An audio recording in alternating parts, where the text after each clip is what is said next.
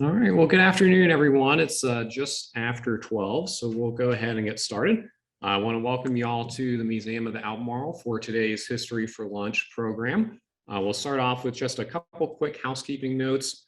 For those of you all who are joining us on Zoom, we just ask that you please mute your microphone and use the chat function for your questions. We'll have time for all of our questions, both here in person as well as virtually at the end of the presentation. Also, just a reminder that the next History for Lunch is scheduled for Wednesday, November 2nd at 12 p.m. Author Hannah Bunn West will share how some of the Outer Banks' greatest accomplishments are due to daring women who push the odds. Women like Eleanor Dare, who created a new life amid a doomed colonial expedition. Chrissy Bowser, who found her freedom as the Civil War rocked Roanoke Island. And Irene Tate, who watched the Wright brothers assemble their glider in her front yard and actually went on to become a record-setting pilot herself. So these women, they fought for their homes, they saved sand dunes, they moved lighthouses, and they stepped outside the traditional roles of their day and age. They're seeking to preserve the area's history and heritage. So we hope that y'all can join us for that presentation on November 2nd.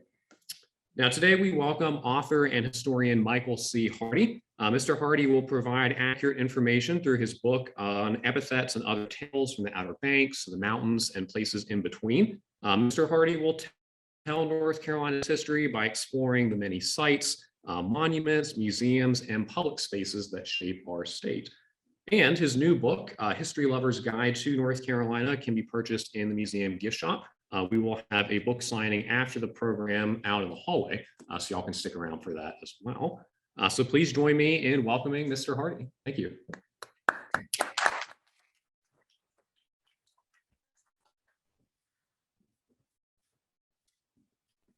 Good afternoon. Fantastic. I am so glad to be here, so glad to be out talking North Carolina history. You know, North Carolina is an absolutely amazing place. From the mountains to the sea, I kid you not. I live not far from Grandfather Mountain. When I left home yesterday at 2:30, it was spitting snow and 33 degrees.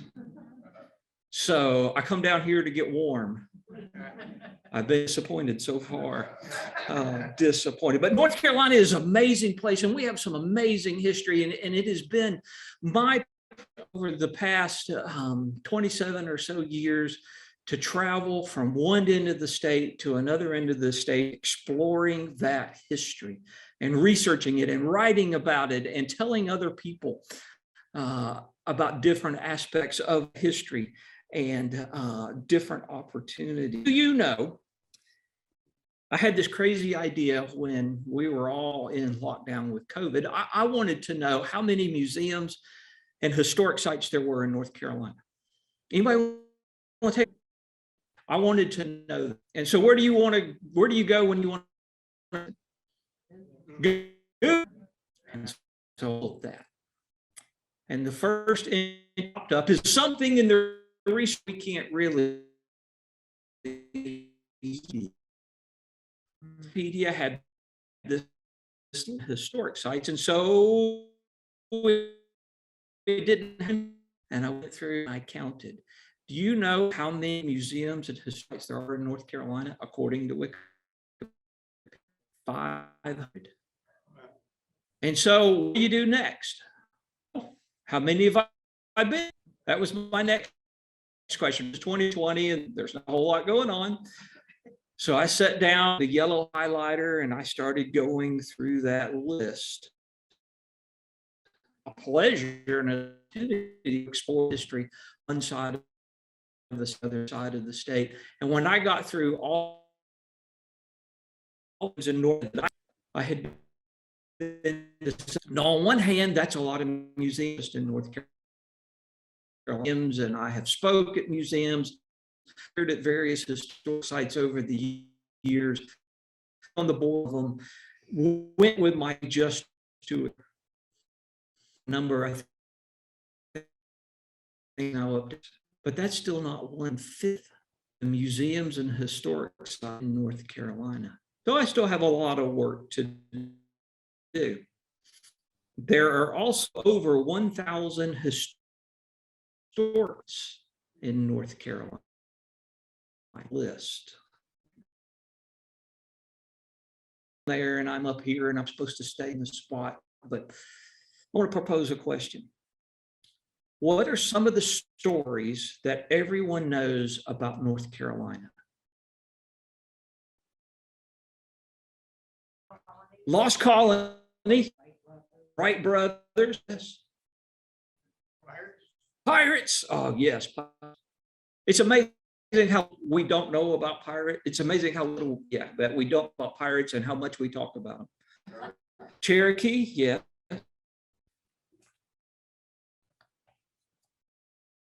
That's a few, yes.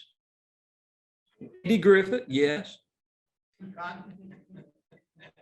So we also have the girl sit-ins, birth of NASCAR. Now I know Florida claims that, but you know, it was people on my end of the state that were running liquor that gave birth to NASCAR.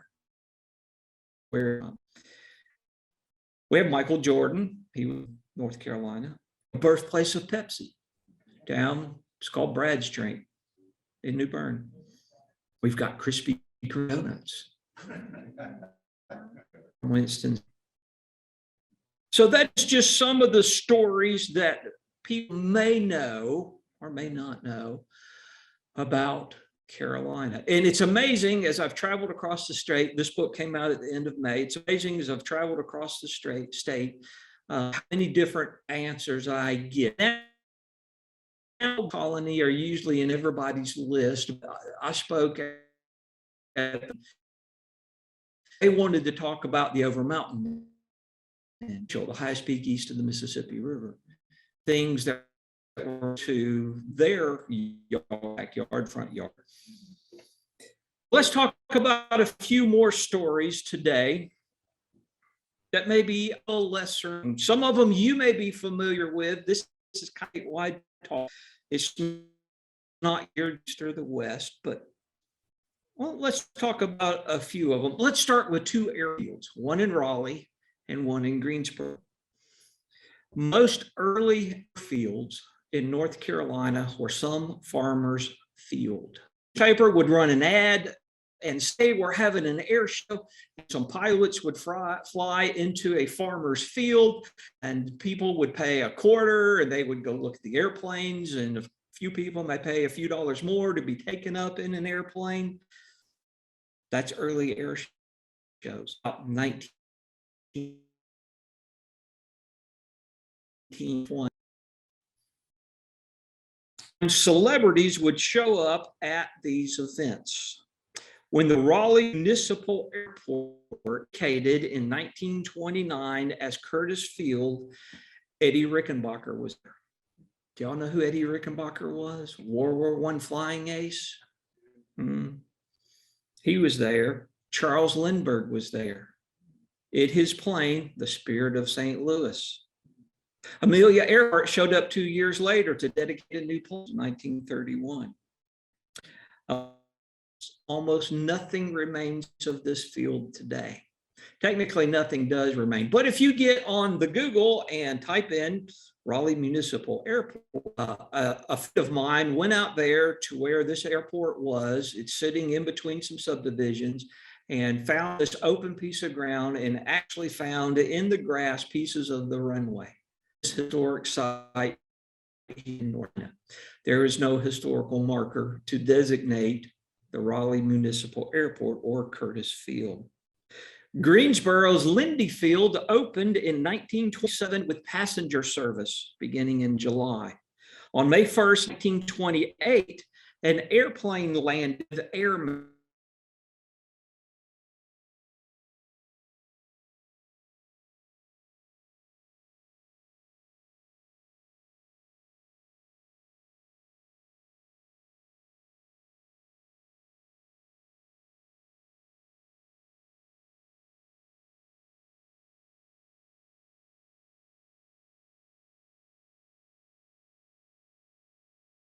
then it reopened in 1937. We paid for it. This airport was used by both the Army Air Corps and was a hub for the Overseas Replacement Depot, who had been assigned to a regiment or a aircraft bomber group, or if you'd come home on leave or you were a lot of times you didn't go back to your company or battalion or wherever the Army decided that you needed to go. And that overseas replacement depot in Greensboro was one of the biggest, if not the biggest, on the East Coast.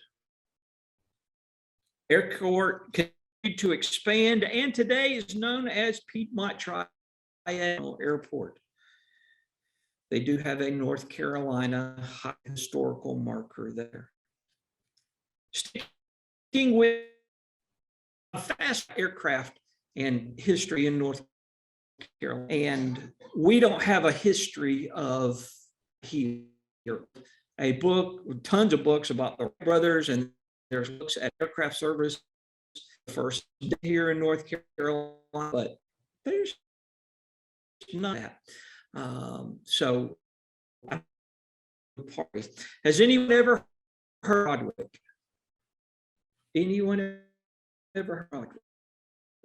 Anyone? Anyone in the back? Tiny Broderick was just, she was tall, but she was fearless. In 1913, she became the first woman to perish of an airplane. She was Ann Thompson in 1893 on Fenville County, in Raleigh, and saw a guy jump out of a balloon, air balloon with a parachute. And she said, I don't know exactly what she said. She did troop and traveled hot air. Advent of airplanes, she switched from balloons to parachuting all the United States. Got a picture of her actually in the airplane. She would get underneath the wing, as the image is. So can you imagine sitting in this little basket and taking off in an airplane out of some farmer's field? Elevation, not for me. Definitely not for me. There is a North Carolina near the side of her grave in Vance County.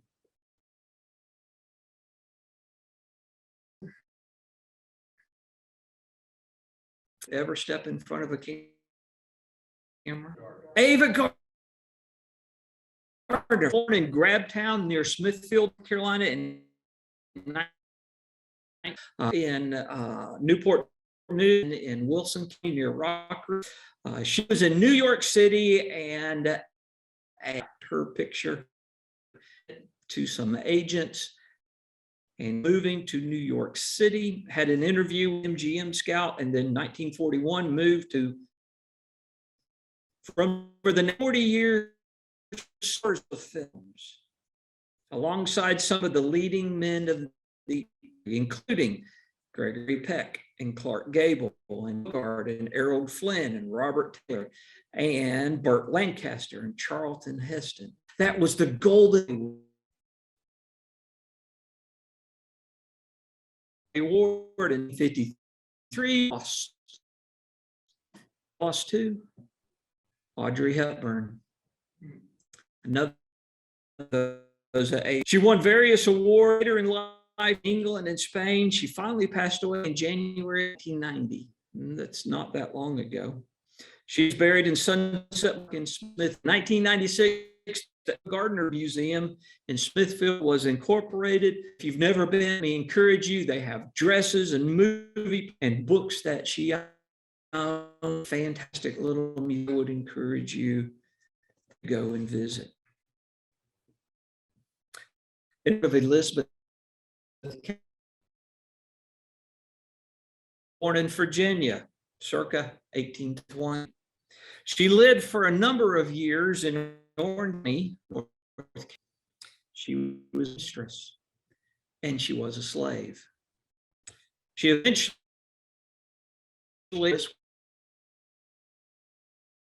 where she moved to Washington, where she made dresses for the wall of Stephen Douglas and Jefferson Davis, and later developed a close relationship to Mary Todd Lincoln. There is a North Carolina Highway historical marker of her life in Hillsborough, North.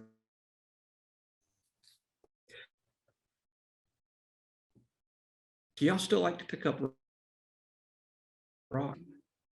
My daughter is 15. She has been a rock collector her entire life. And where we live in the mountains, we have a little creek that runs through the bottom of our property. And she brings me rocks all the time, ever since she was little. And she wants to know, hey, Dad, what rock is this? I'm a rock guy. I'm really not. Now I have an app on my phone. Times between me and the app, we just figure that out. And so I'm a little more knowledgeable about rocks than me. It seems that kids are all like that. We're always trying to find and pick up interesting rock. It's a Sunday morning in 79. 12-year-old read home with a rock. And said, Dad, look at the rock. Dad said, that's pretty cool. And they used it as a door for a few years. 3 years later, his dad took that rock to Fayetteville and learned it was a 17-pound chunk of gold. Sold for a few dollars. Later learned it was worth more, so got a few more dollars out of it. But that rock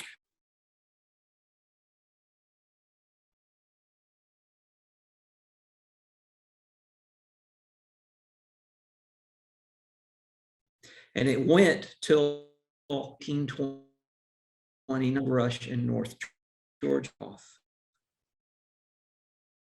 Though the event, gold rush in Georgia and the later in California in 1849, still mine the 20th century. In fact, I know people today who still go and for gold in Creek, Piedmont, and the foothills of North. Men, children, babes, pan for gold or money for gold. In the greater Charlotte area, County, up and make, there are still 2 gold grandfather mountains. No gold in those, you get them out. That site became a gold mine, state historic site. It's a great place to go and visit and to learn history, the events there from time to time, where people dressed up like the 1850s are down there in the creek paying for gold, just like almost 200 years. There are numerous state highway historical markers. You know what we call those state historical markers, the gray and black ones? We call them history on a stick. Actually, that's one of the things we call them. Around my house, because somebody sees one as we're driving down the road, it's always, ooh, stop. Try to. But there are North historical markers across the Piedmont section of North Carolina that tell the story of these old mines. These include the Barron Mine in County, gold mines in Knapp County, gold mines in Mecklenburg County, and the Gold Hill Mining District in Rowan County. We mine so much gold, we got a branch of the U.S. Mint in Charlotte. It was active for they minted gold coins there prior to the 1860s.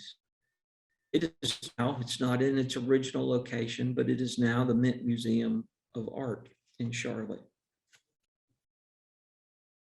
How about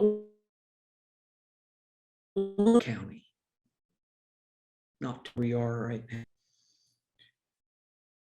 Anybody ever heard of Fessenden. Beside you in the back, you work here. Now, usually my wife, not usually, but sometimes my wife and my daughter are with me and they're sitting over there in the corner going, ooh, ooh, ooh. We know that. His last name, right? Fessenden. He was born in 1866. That is not a household name to many folks out there.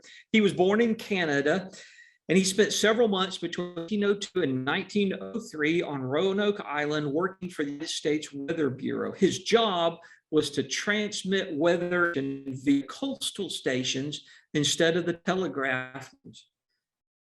There were towers constructed not only on Roanoke Island, but on Cape Hatteras and Cape Henry as well. And in March 1902, he successfully transmitted a 127-word voice message to Roanoke Island. He held scores of patents and is considered author of voice radio. There is a North Carolina Highway historical marker in Dare County. Event. Anybody like jazz music? Yeah.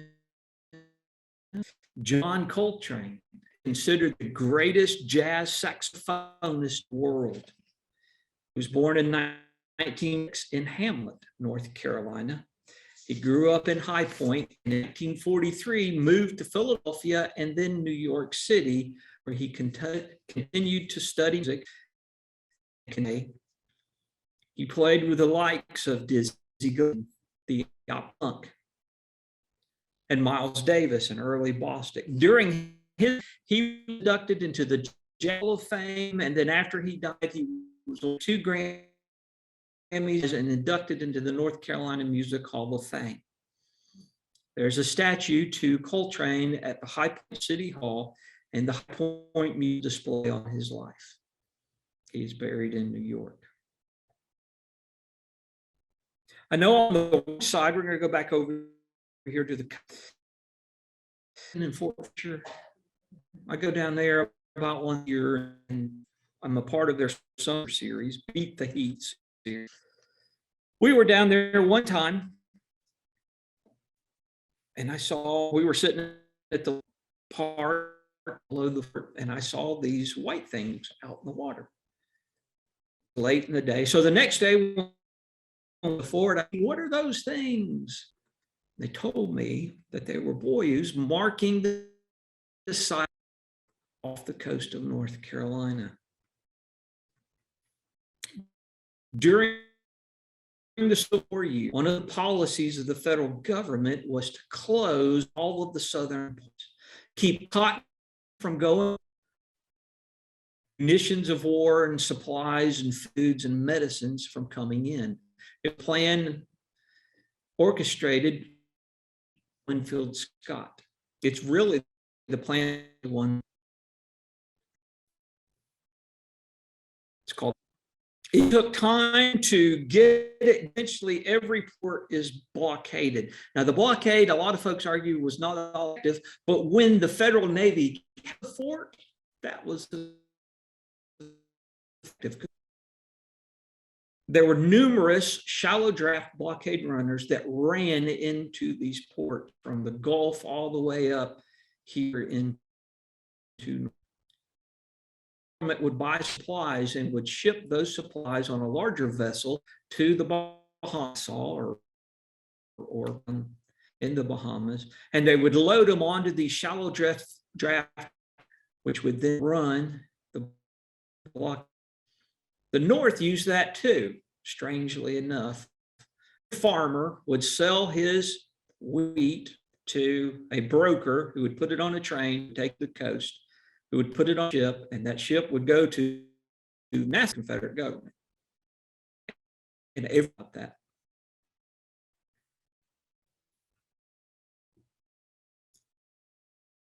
I thought for just a moment longer. The federal government tried to put a stop to that. So instead of the direct route, the people who own the ships would ship them to Canada, sell it to another broker who would put it on a Canadian ship and ship it to the Bahamas and sell it to the Confederate government. And everybody knew about that. The Condor was a normal blockade runner, except on her was Rose O'Neill Greenhouse. Green been arrested, imprisoned at the old Capitol Prison in Washington, D.C. She'd been released since South went to Europe to an awareness for the Confederate cause among European powers. On her return in August of 1864, the Condor was being checked. Some of the blockade runners, insisting that she be taken ashore. She was put in a rowboat. As they are making their way to shore, the rowboat came, and because that she had sewn into her skirt, Rose Greenhouse drowned. She is buried there, buried Wilmington at Oakdale.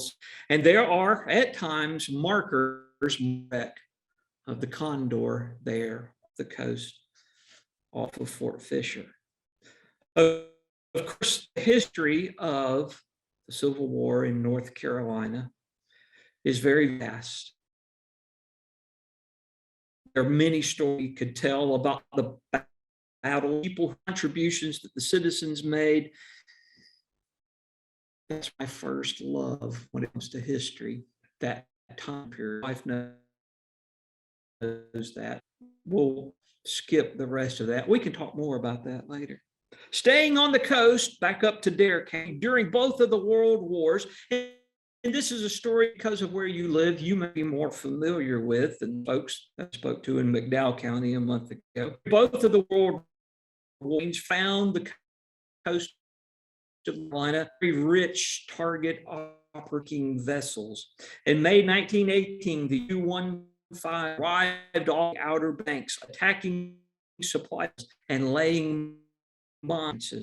By the time of the armistice, 1918, y'all know what Armistice Day is? It's November 11th. We don't call it this day, but Armistice, November of 1918. That U-boat had sank 34 ships and damaged 7 others. Well, within 3 weeks of the United States entering World War II, U-boats were again attacking shipping up and down the East Coast. In a 4-month, almost 70 ships were sunk along North Carolina's coast. We often think War I and II, borrowing of 19 teens, as being over there, but it wasn't. It was right coast as well. By mid-1942, the United States is starting to fight back with sheltered harbors, minefields, patrol ships, and patrol boats. At least 4 U-boats off the coast of North before the World War II ended. There is a North Carolina highway historical marker commemorating the action in Buxton, North Carolina. Going to Winston-Salem in Forsyth County. Sam Gardner owned and operated a barbecue joint in Winston-Salem in the 1920s called the Dixie Pig. His family had already developed a barbecue sauce, but when customers asked for some spicier, he developed that had cayenne peppers in it. The barbecue sauce, it's been in the news the past week. Texas Pete. Have y'all seen it in the news? I saw where somebody was suing because Texas Pete is not actually made in Texas, developed in Winston-Salem. You'd think things would go after Texas Pete. In 1947, the T.W. Gardner Foods Company made jam, jellies, hot dog chili, seafood cocktail sauce, a buffalo wing sauce, among others. Texas is still one of the top-selling hot sauces in the United States today. I have some.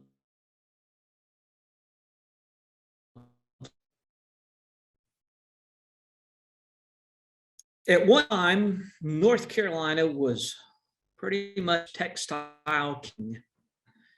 This is post 1860. The Luray Mill in Gaston County, 3,500 workers in 1928. It was the largest textile mill in North Carolina. Like so many of the other textile mills, it was also owned by outside interests. That's a story that we could talk about with our furniture industry as well, but owned by outside. The workforce was cut to 2,200 people and wages reduced for the remaining workforce. And then outside labor unions stepped in, National Textile Workers Union. They arrived in 1929, and on April 1st, 1929, induced the workers remaining to strike. Asking 40-hour work week, men $20 a week, and union recognition. In response, the families from the mill-owned houses. The local mayor asked North Carolina Governor O. Max Gardner for help, and the governor sent the National Guard in. There were several confrontations over the next one, in which Police Chief Adderholt was killed. Eventually, 71 strikers, 8 members of the National Textile Workers Union were arrested. 16 were indicted for the murder trial, but the trial ended as a mistrial. Following this, a truck carrying 22 strikers was chased down and fired upon, and one of the fellow strikers were killed. When Adderholt case was retried, were found guilty of second-degree murder and sentenced to prison terms. Killed was Ella Mae Wiggins, a unionizer and a balloteer.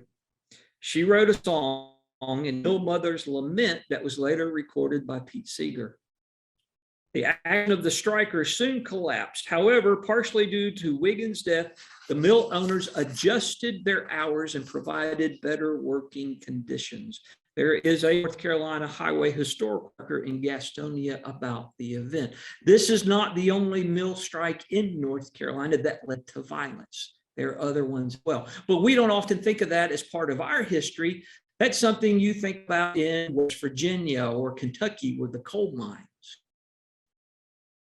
But it's a part of history as well, needs to be remembered. Chapel Hill. Any UNC Chapel Hill people? 2, 4, 3, or 4, 5. Did you go to the Morehead Planetarium when you were on campus? It was constructed in 1949. It was the first planetarium in the South and the first planetarium in the United States on a university. Construction, it was the most expensive building ever built in North Carolina. The projector came from Germany. Now, planetariums are neat and cool. What's this got to do with North Carolina history besides those little tidbits being the first, et cetera, et cetera? From 1959 through 1975, every NASA astronaut saved one trained in celestial navigation there at the Morehead Planetarium. They used to have this little mock-up, and they've been going to under restoration, and I've not been in there in a couple of years, but they had this box the astronaut would sit in and look through this little window that mimicked the ones on the Apollo or the Mercury or the Gemini spacecraft. And they would project the star on the dome, and the astronaut would learn how to navigate their spacecraft by looking at stars, in case their navigational gears went out on their spacecraft, which I believe that happened on Apollo 14. Planetarium is open to the public. I said I've not been in there in a couple of years since they've been redoing exhibits. They have some of the first telescopes used in the state of North Carolina. They have the exhibits on the Mercury, Gemini, and Apollo astronauts. They also have a 24-inch telescope that was open to the public on Friday evenings. I would go to the Google and look that up just to make sure. Back to my side of the state, Madison County, up above Asheville, up above Buncombe County. The start of World War I found thousands of German citizens in the United States. That creates a problem. If we put them on a ship and send them back to Germany, they're probably going to die because they'll get torpedoed in the Atlantic Ocean. So we, being our ancestors, decided that we would put them in, which we did in Miami at the Hot Springs Hotel. There were 1,000 of German citizens there.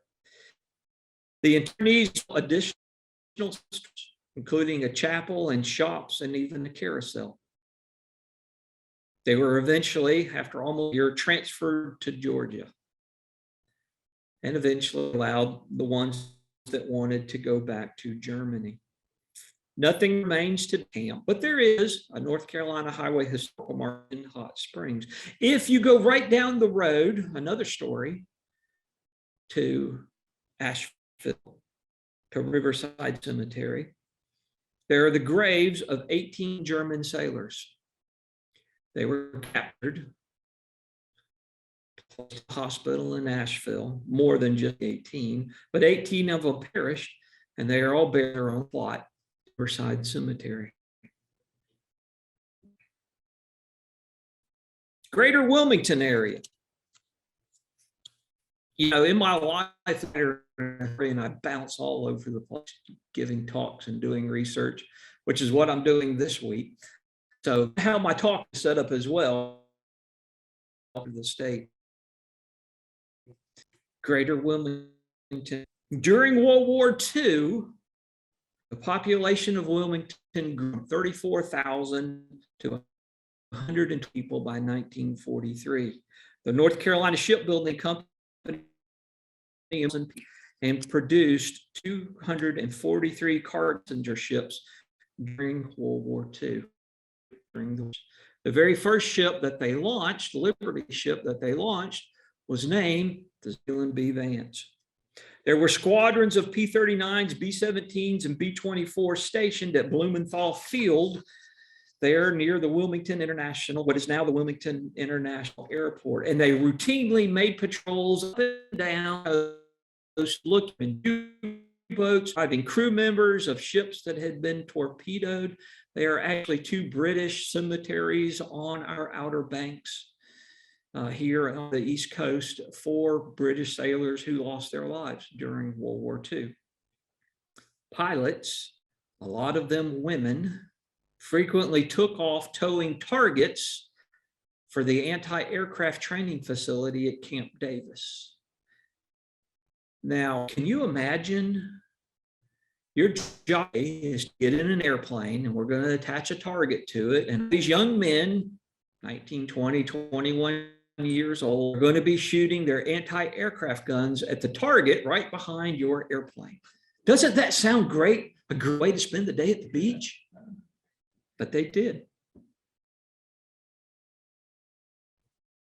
While better known for its role as a Confederate fortress, Fort Fisher had a landing strip. In fact, visitor center, you are standing on that landing strip. It runs in that open field behind the visitor center. Across the Cape Fear River, Fort Caswell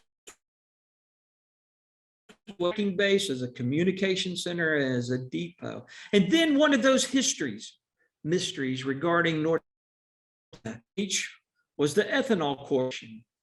According to some local traditions, the facility was attacked by a German submarine 25th, 1943. Say that? No. Did parts of that? Yes. In 2020, Wilmington United to Heritage City. Of course, the highlight of that is the USS North, a 1941 battleship that saw action in the Pacific Theater War. It is known as the Showboat. The North Carolina of 41 naval vessels representing the state during the war. It was decommissioned in 1947, purchased by the state, and in 1962 opened as a war memorial. Anybody connects to that campaign? Kids across the state gave nickels in every classroom. I can't say every classroom, but a vast majority of the classrooms to preserve the USS North Carolina. There are numerous North Carolina highway historical markers in the area, including one for the North Carolina Shipbuilding Company, the USS North Carolina. There are displays for Future State Historic Site, the Cape Fear Museum, the North Carolina Maritime Museum, Southport, all have exhibits on role during World War II. In keeping with World War II, there were thousands of World War II prisoners, both Germans and Italians, housed in various camps across the United States, including right here in North Carolina. Camp Butner near Raleigh, Camp Sutton in Union County, Camp McCall in Richmond and Scotland counties. And you could rent a prisoner. I know that sounds odd in 2022. But say you have a farm, need help with the harvest, you're doing a lot of good work for the war industry, you could contact someone and say, I need people to buy peanuts or sweet potatoes or wheat or whatever you have.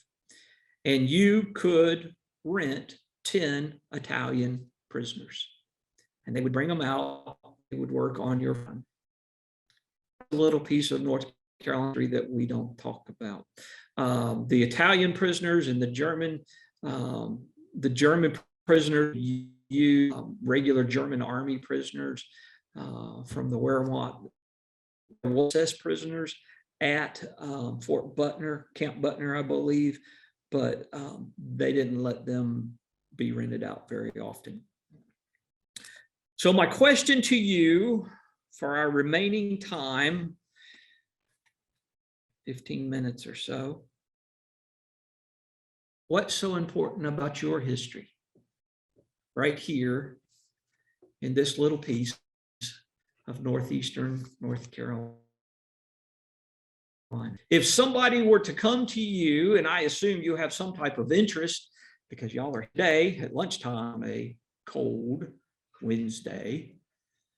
If somebody were to come to you and say, hey, what can you tell me about the history right here in Elizabeth City? What would you tell them? Y'all come on. Dismal Swamp. I'm sorry? Russians?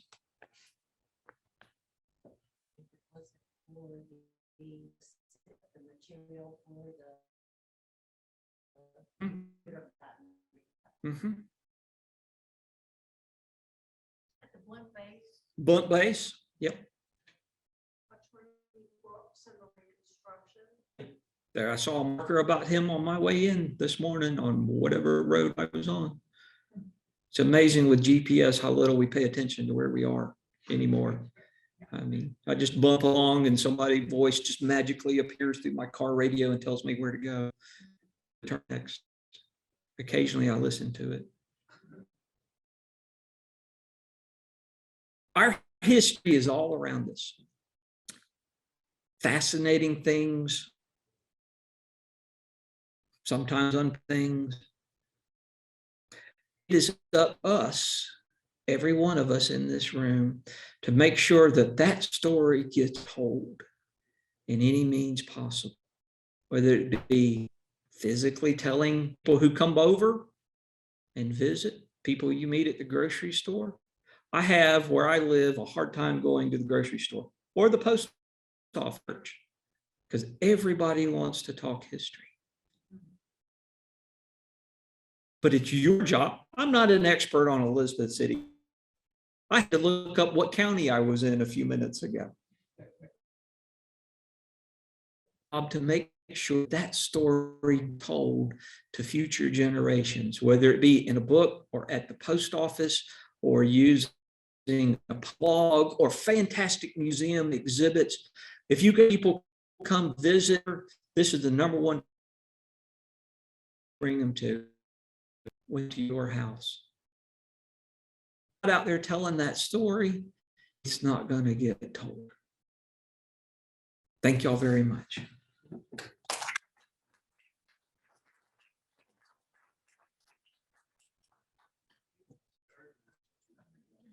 I don't know. Oh, you have another microphone. Fantastic.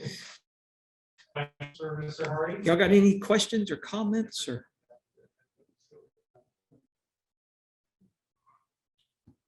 Any questions on the chat? We have Eddie Davis who said, thanks for mentioning Jasmine John Coltrane. He said jazz drummer Max Roach was born in Pasquotank County in 1924. Mm-hmm.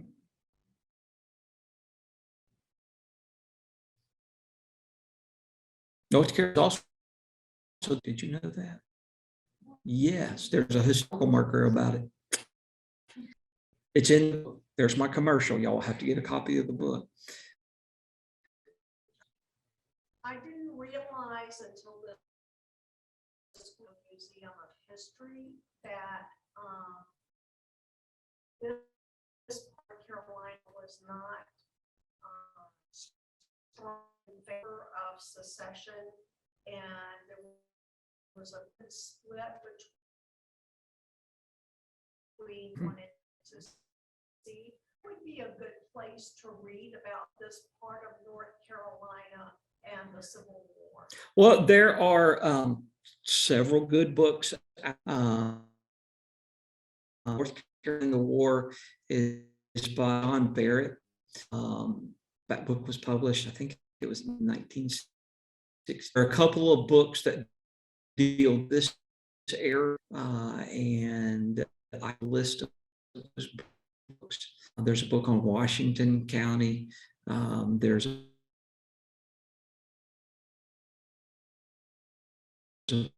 book, Newport Bear, several books on the coast area. But you are right. North Carolina, and it's true for where I live in the mountains as well.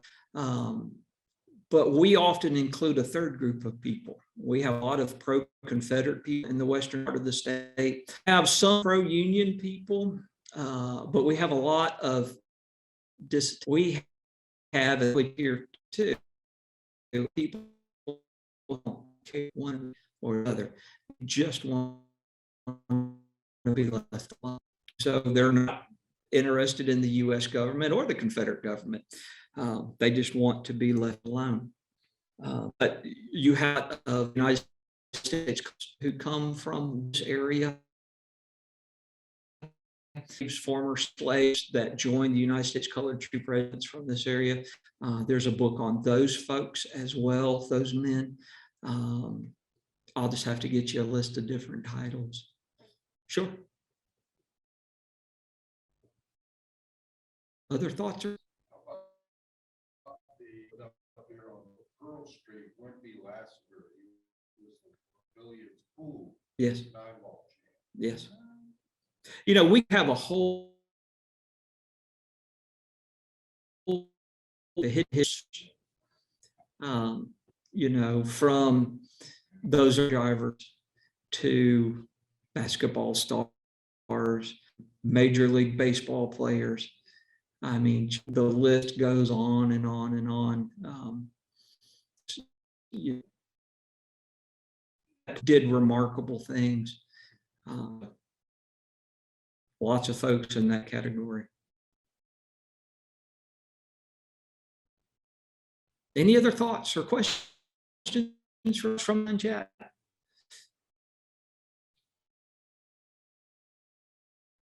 Line page, and I have another page called Sunday Night History Chat where I talk history almost every Sunday night. You can ask whatever question you want to ask, and I usually don't know the answer. Get up, and you can check out my blog. It's called Looking for the Confederate War. and or very much.